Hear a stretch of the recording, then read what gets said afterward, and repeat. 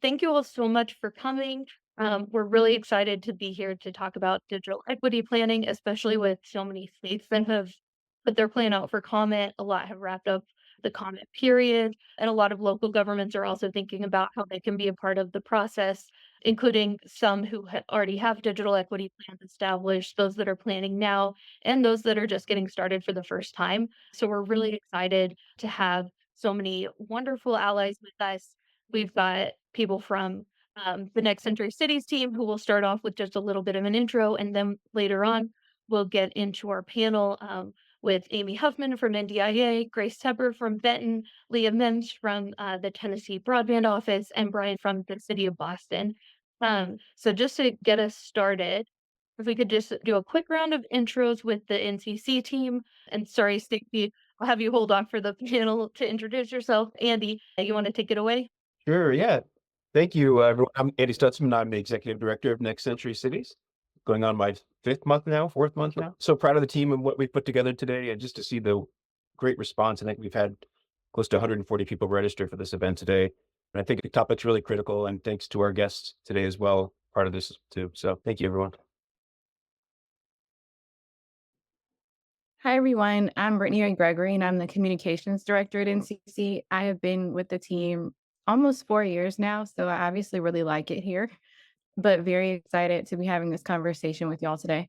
Good afternoon, everybody, or good morning, depending on where you're coming from. My name is Ryan Johnston. I'm the Senior Policy Counsel for Federal Programs here at Next Century Cities. I've been with the team, much like Brittany Ray, about almost 4 years. It'll be 4 years in March, and I'm very excited for the discussion that we're going to have today. Thank you. I'm Corey Anzacker, Senior Policy Counsel for State and Local Initiatives.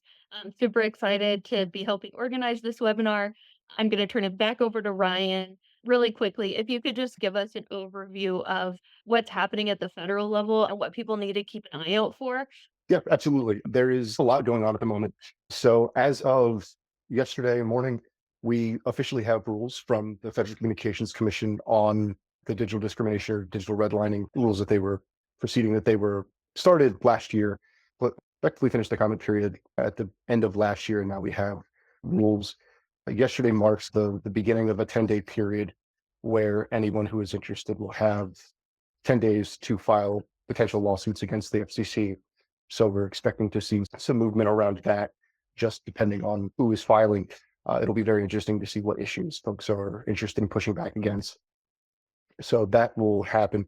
But as of right this very second, we are expecting the FCC to start making changes, making updates to their consumer complaint portal, all surrounding digital discrimination and how that is impacting communities nationwide. So if there are certain things that your residents are bringing to you, or that you are noticing in your communities as you are beginning to gear up for BEAD deployments, this is now certainly the time to start sending both that information to your state broadband offices as well as to the FCC as well.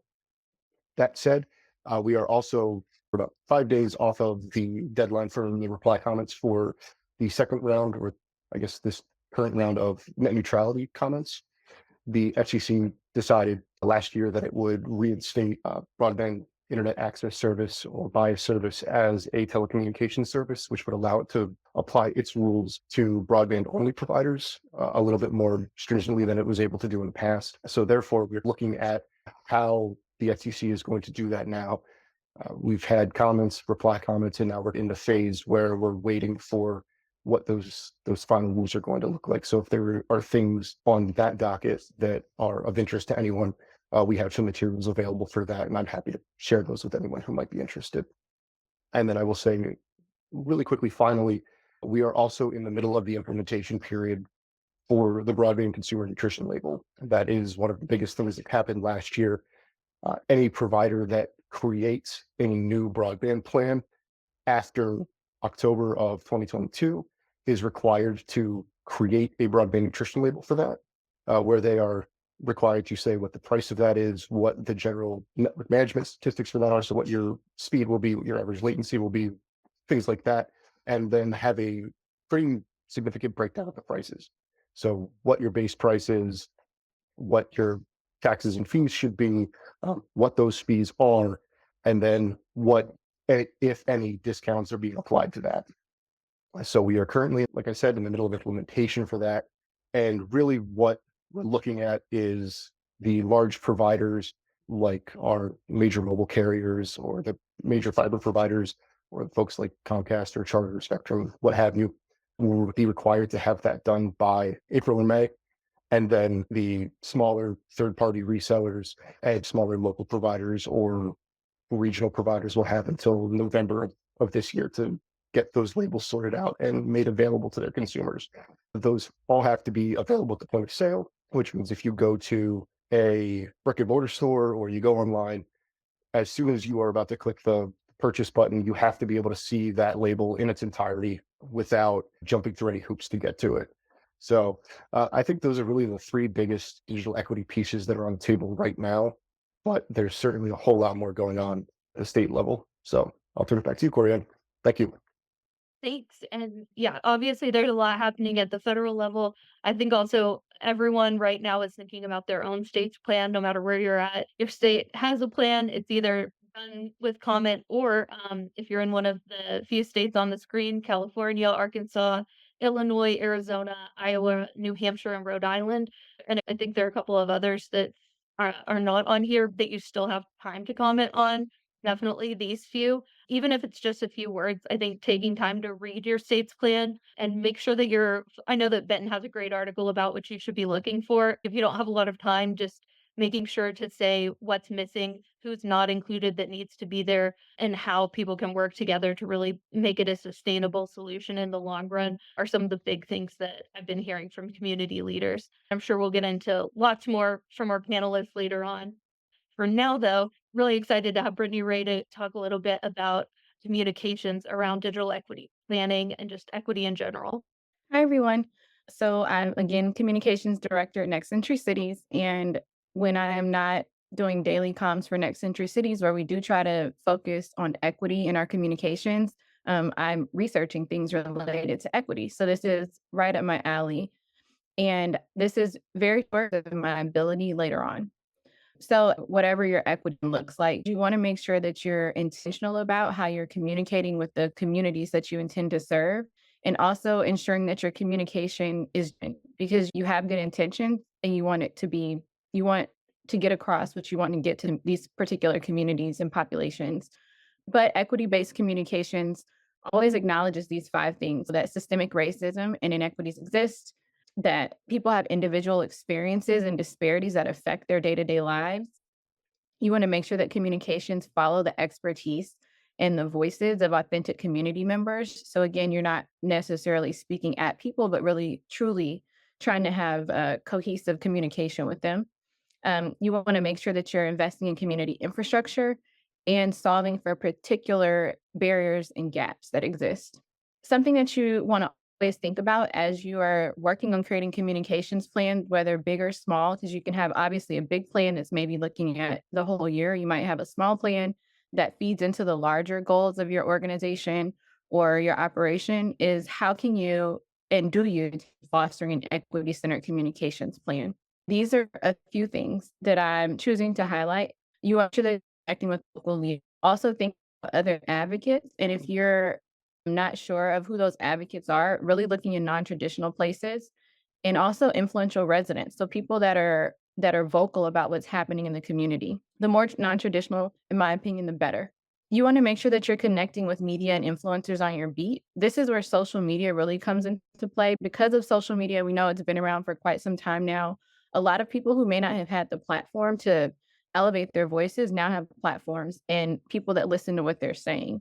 So even aside from legacy publications, you want to make sure that you're finding people who are, again, speaking out on behalf of the communities that you're serving. Social media is a great place to start.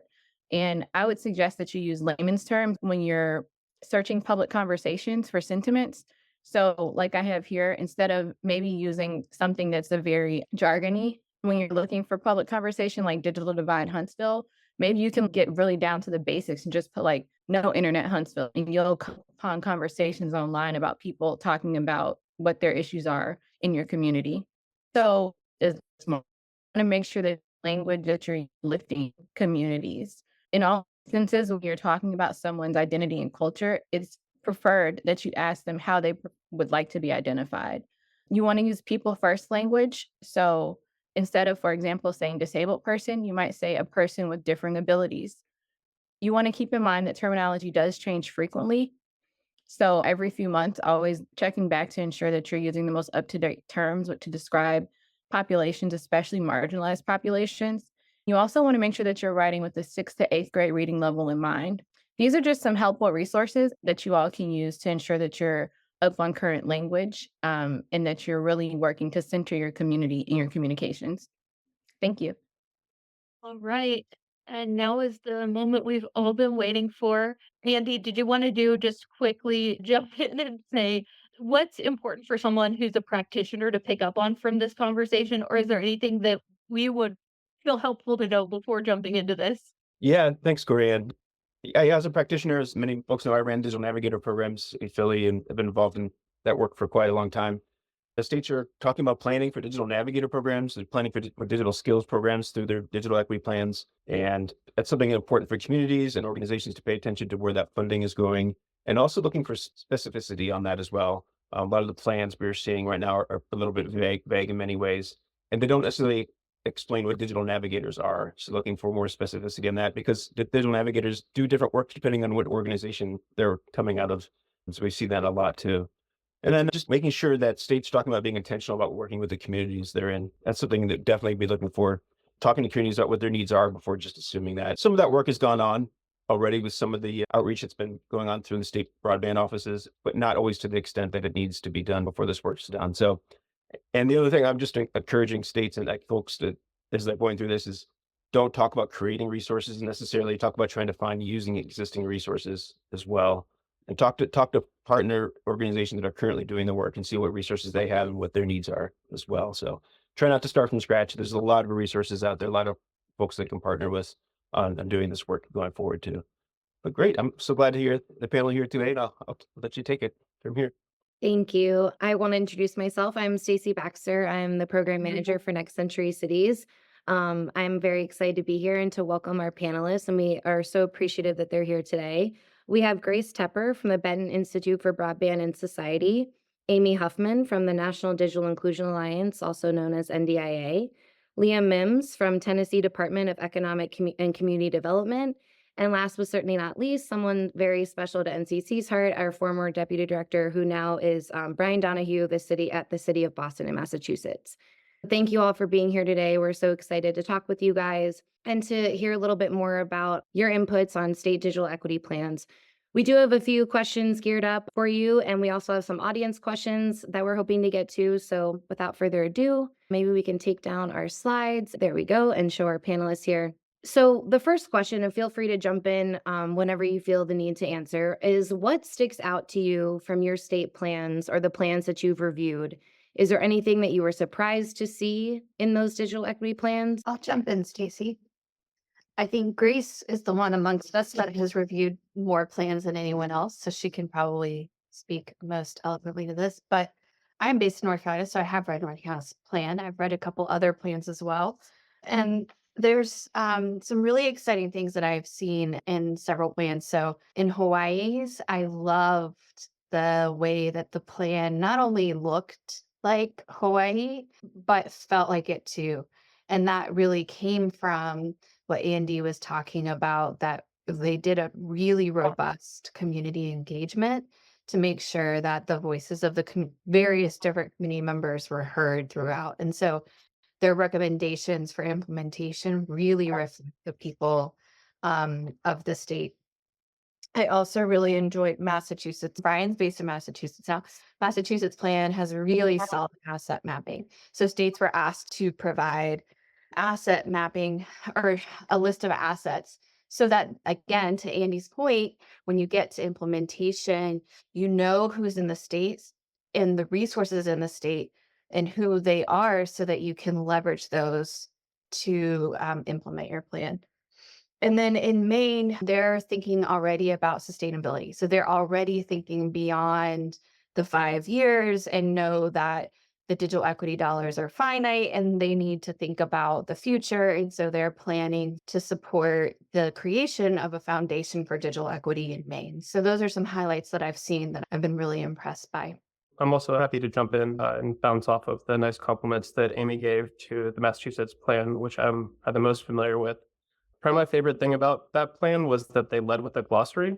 I know that a lot of the states have put that toward the tail end, but I think it's one of the suggestions that we'd made to a couple of different organizations while I was still in NCC. So it was great to see that you didn't have to keep flipping back and forth and that you can familiarize yourself with these core topics at the top. I've also looked at a couple of our neighbors. I did really appreciate that most of the plans had very clear tables with KPIs and like goals that they're working toward. The one that I did appreciate probably the most was the way that Vermont cut it up and had a current state, the state in a couple of years, and then a 2028 future state kind of analysis. So those were some of the bigger picture things that I appreciated. But being clear about the goals that the states are aspiring to was something that I thought was great to see in a couple of different plans that I've reviewed. To go off what you said, Brian, the KPIs are really important to the plans. When I'm reading these plans, I look at the vision statement as the first way that the state is saying, this is how we're going to accomplish this process, and this is how we're going to set up digital equity while we're executing these plans in the Digital Equity Act and also beyond. And then the KPIs are the last part where they're saying, this is what we're committing to doing, and this is how we're going to show it and report back to you as we do this process and how we're following up with that. There were a couple states that did really great KPIs. I actually thought that Tennessee in particular, as I was reading, had great KPIs. Also, to what you said, Amy, about coalitions, a lot of the plans that I felt were really strong had great coalitions representing the local digital equity work that's already been happening. And also, some took the time to set up coalitions throughout this process to make sure that that action on the local level is sustainable in the long term. Some that have already had this really crucial community coalition organizing happening are Hawaii, with the broadband Hui, fantastic. They, through every step of the digital equity planning process, reported back to the community and made sure that everybody understood the process and had every chance to submit feedback. But also states like Minnesota, they set up what are called digital connection committees for the sole purpose of executing the digital equity plan and also to be sustainable and remain where they are after the plan is finished. That was something else that I saw that was really strong to make sure that everybody had a voice in the digital equity planning process.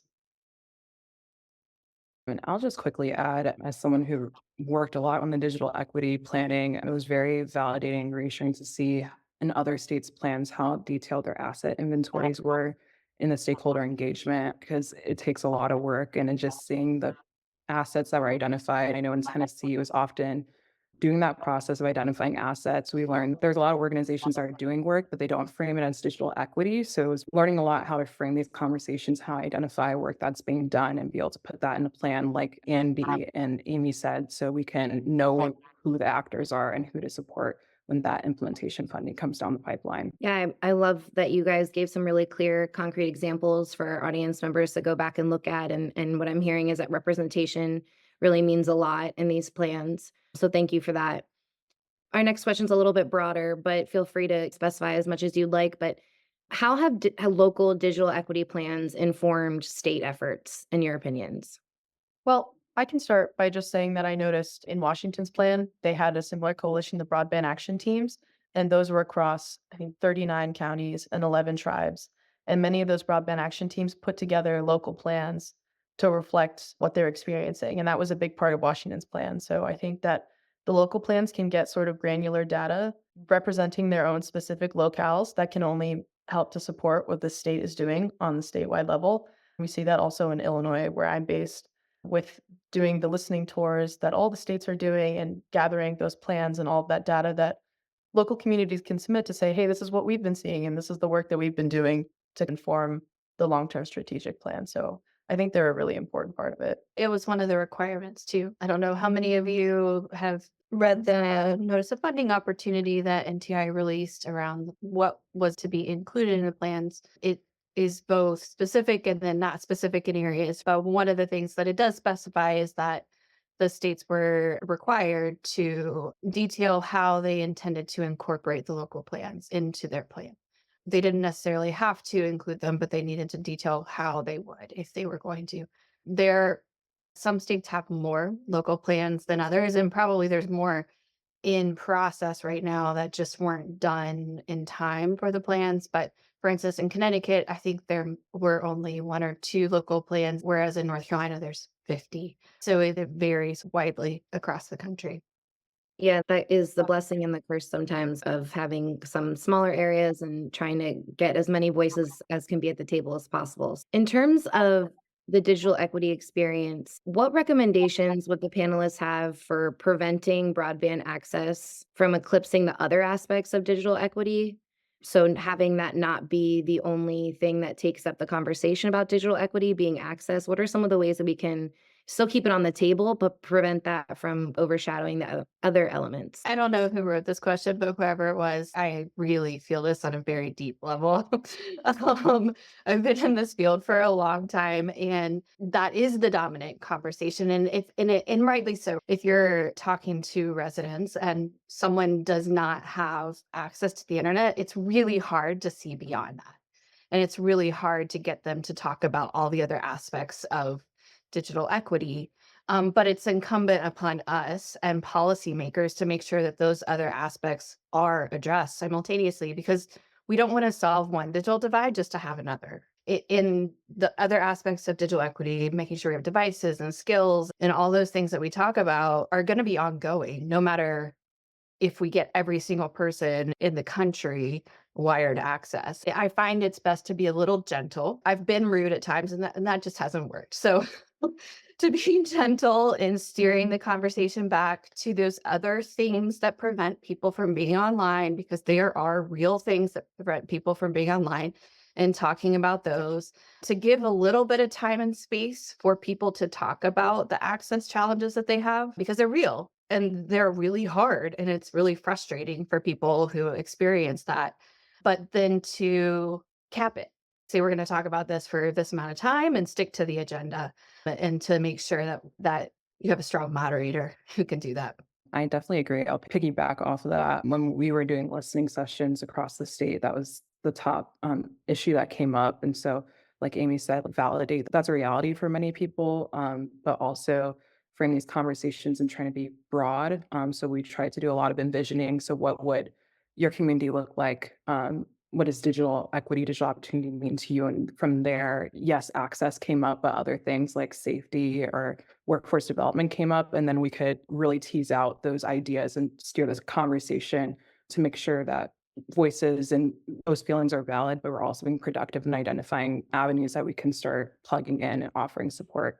Yeah, we've seen a lot of success in focusing on the applications, like Leah was talking toward. Again, telehealth is a big piece of the puzzle, workforce development, those types of things are the ways that we can pretty quickly get out of the just strictly access discussions, but also maybe paint those in more of a human light of these are the types of things that if we do lose access that are going to be more difficult for the communities that we're trying to get connected. So I think focusing on the application side of it has been helpful for us. Yeah, there are many components to digital equity. And as important as access is, if you have access, but you don't have the digital skills to use that access in an appropriate way or a way that actually helps you, what does that access mean? So thank you for that. Just changing gears a little bit, we know that the ACP is a big topic, Affordable Connectivity Program, and we're looking for continued funding from the federal government. But without that funding, it will sunset later on this year. So some attendees are wondering, what are local and state governments doing to provide low-cost internet options for residents beyond the ACP if, in fact, that does not get the funding pushed through? I know that's a scary question because a lot of us are looking at the ACP as such a great component of our digital equity plans, but interested to hear what your thoughts might be on low-cost options. I can jump in because we're doing the all hands on deck, throw everything at the wall that you possibly can. As soon as I started in this job, I started talking to the folks at the Massachusetts Broadband Institute about this as an inevitability. It was something that was concerning, that we knew that ACP was likely to run out and that there were some states that were able to come in. I think Maryland is one of them that have some affordability, some subsidy for that piece of the puzzle. At this point, we're now, as a larger group of the local coalitions, still in that same space of advocacy and lobbying and trying to sort out what that actually means. The Broadband Institute itself can't really take that advocacy role. So it's come down to there's a lot of work on the eastern part of Massachusetts and then large coalitions that are taking part in it from the western part of Massachusetts and trying to figure out how we reach out to the state legislature and talk about these discussions, but it is pretty dire from our perspective. It seems like it's around $7 or so million that it would be on a monthly basis from the state of Massachusetts. So that's a big lift in a time when they're having revenue shortfalls, but we're not going to stop advocating. One thing that we've started to do is go to all the individuals that have been connected through our FCC funded digital navigators and ask them for testimonials about what are the types of things that are going to be put at risk if they aren't able to continue with the ACPs. From our standpoint, it's a full court press, and would welcome anyone else's thoughts, because that is a significant number that we're going to keep advocating for, but it is looking less and less likely that they'll be able to come up with it. Yeah, I'll just say that's one of the things I've been trying to advocate to Congress and explain to lawmakers is that you can't put this on the back of states and cities. States and cities will step in and try to fill the void. However, like Brian just detailed, there's so many barriers to that. Budget's one of them, politics are another. It is just not going to be palatable in some state houses to provide quote unquote a subsidy, even if you call it benefit, it won't matter. That won't be palatable to some state houses at all, or governors for that matter.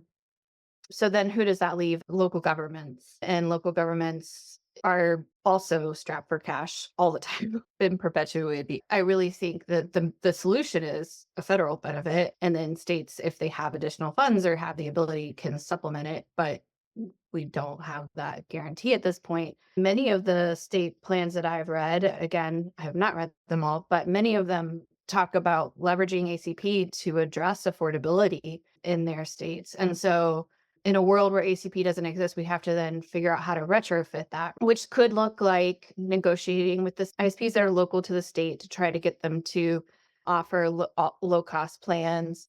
It could look like perhaps encouraging a foundation to come in support. But it's Brian's description, all hands on deck is what's needed here. And it's just really difficult in all this uncertainty for states and local governments. I would just add to what Amy just said about the state plans and affordability. For many of the state plans, the first major goal and strategic part of the plan is to do outreach and enrollment for ACP. So it is a hard time to live in, to have all these states creating these amazing plans in all sorts of different aspects, but especially for affordability, and to not really know if that's going to work out. There are some states who do include contingency plans in case ACP is not around, but the majority of states are fully committed in that affordability aspect. So it is just something that's really important that I know everyone wants to see continue. I'll just add real quick, Tennessee's in the boat with most states with ACP, but we also considered a grant opportunity with capacity funds to support nonprofits or service organizations to subsidize or offset costs for internet access. So we're trying to think through ways, but there's going to need to be a larger conversation across states on how to make this more sustainable with ACP running out. Yeah, and I think we had a great comment in the chat talking about what is a low cost option. How do you define that?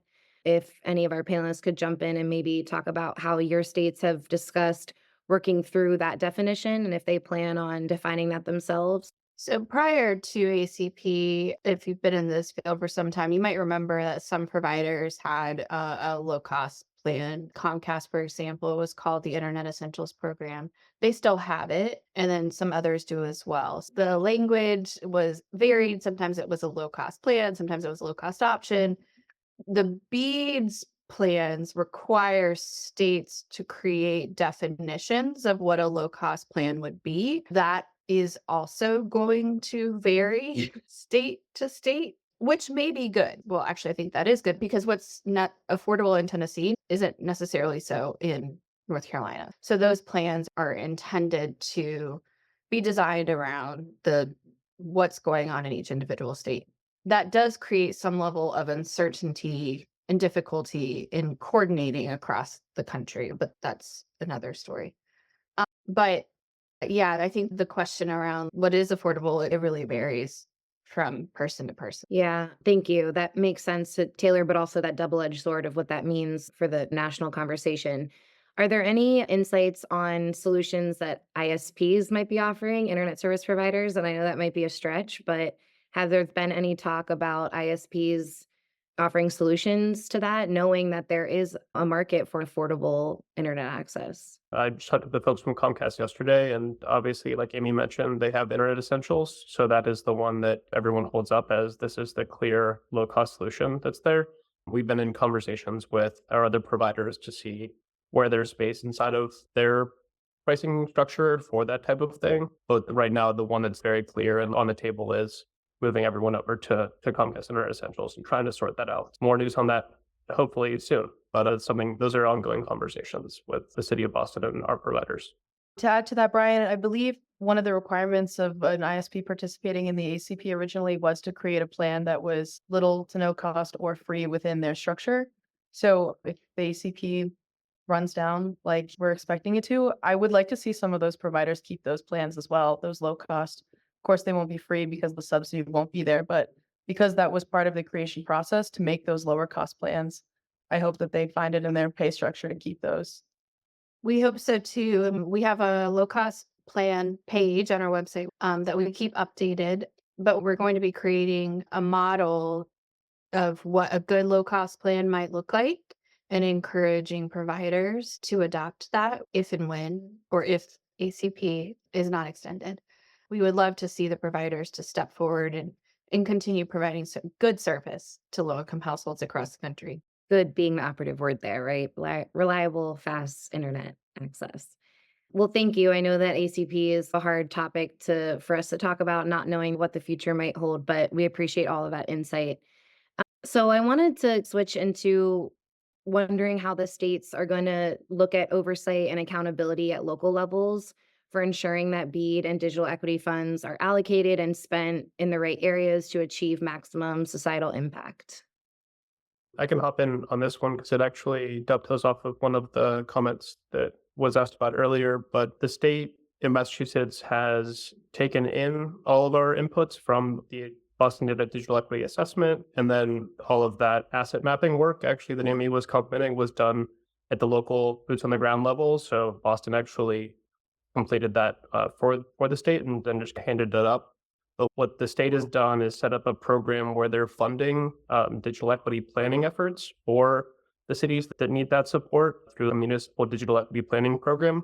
That's one of the aspects, from my understanding, that they're using to ensure that those types of efforts are going to be able to be executed on, is by providing that technical assistance and that funding resource to ensure that they come out on the other side of the program with a number of executable plans they could do. So the chicken and egg situation, but we're happy to see that funding go to some of the communities that were sitting in a situation where they needed that funding and technical assistance. Thank you, Brian. I didn't know if any other members of the panel wanted to jump in on that, or if you see any accountability measures that are sticking out to you.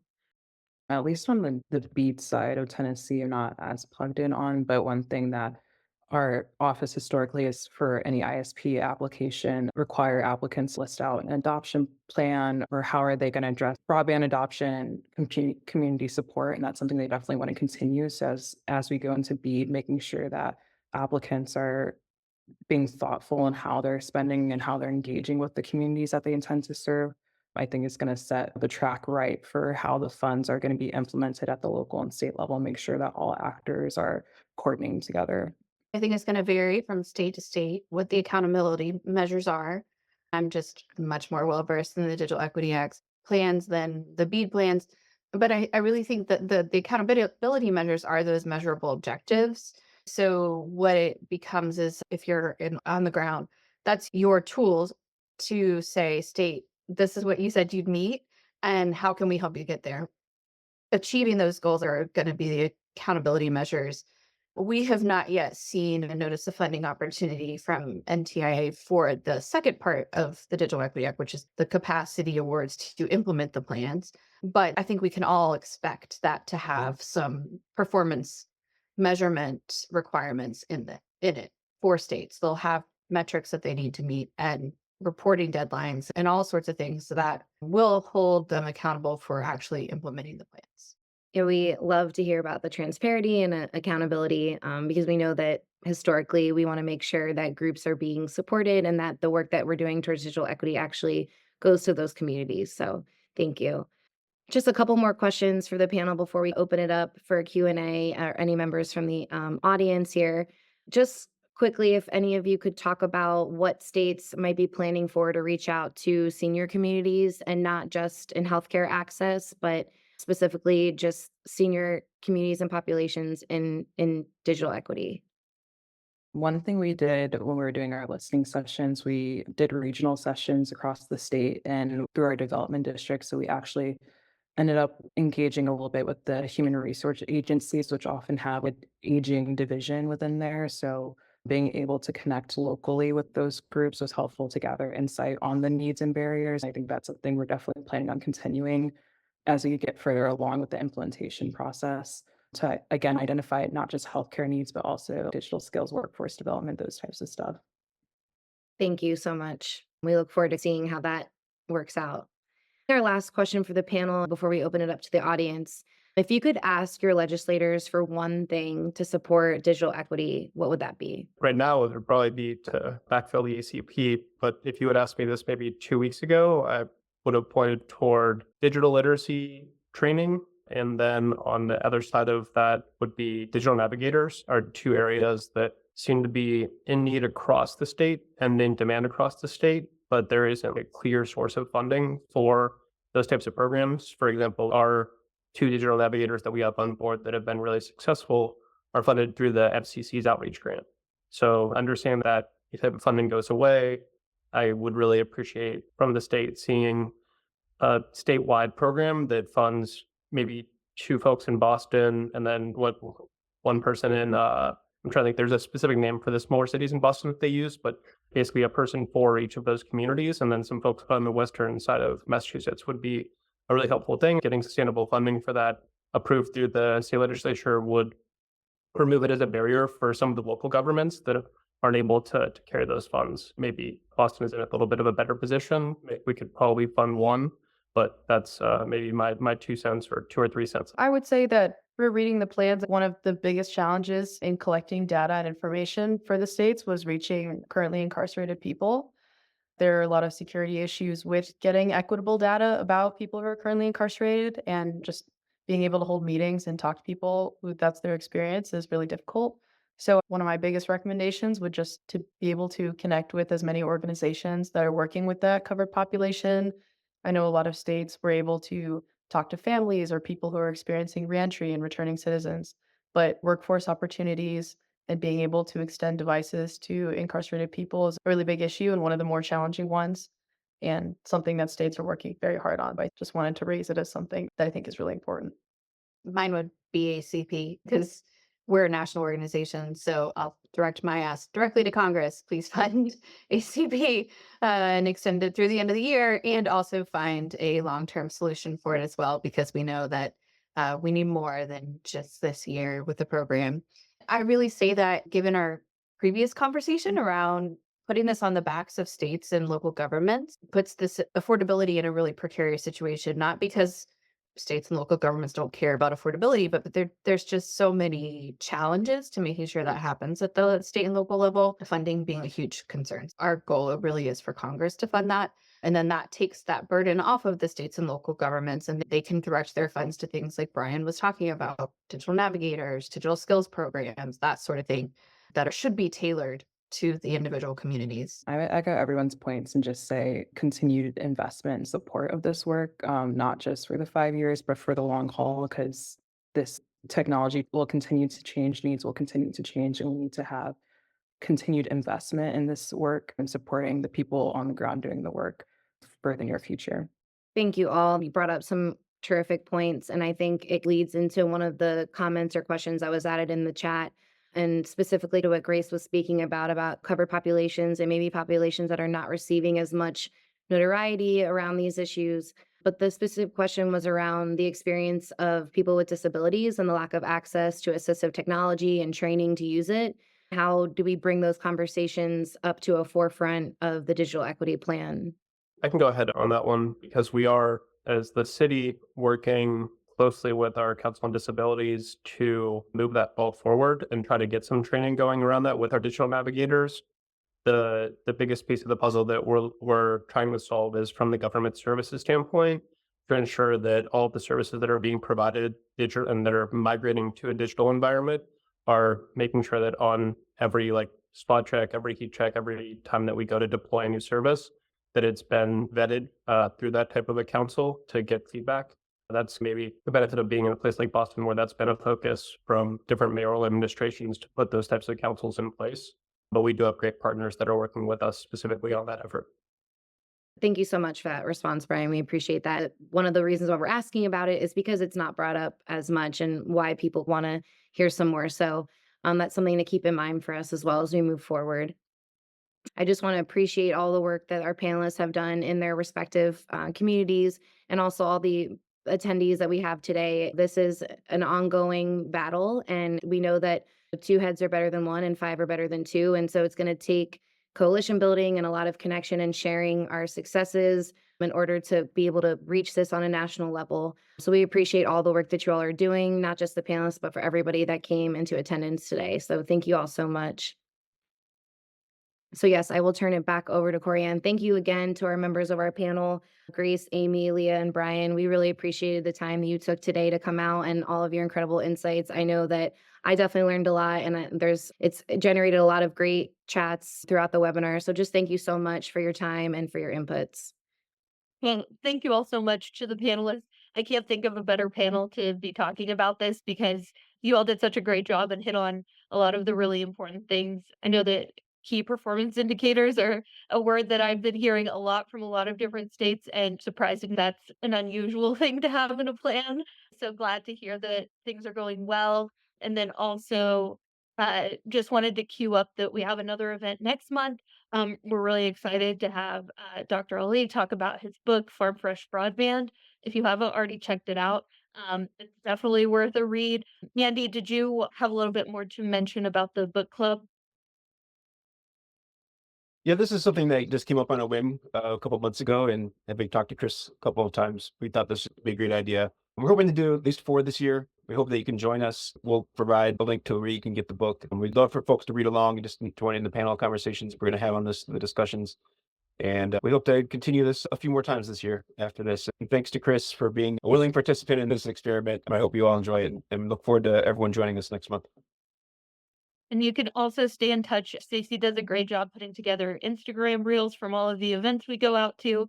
So definitely check out the Instagram. We'll have this and other things on YouTube. We're also pretty active on LinkedIn. And then we're really excited about our bipartisan tech event in April. So hope you can all make it in person to that. I think that's it from us on the webinar today. Thank you all so much for coming. Thank you especially to our speakers for sticking with us. I know that these are hard times with the way that ACP is going, so really glad that you hopefully got a little bit of joy out of talking about some of these state plans and just the fact that I think we're all in this together, even if things don't always go the way we want them to. So really glad and thankful for you all for your work.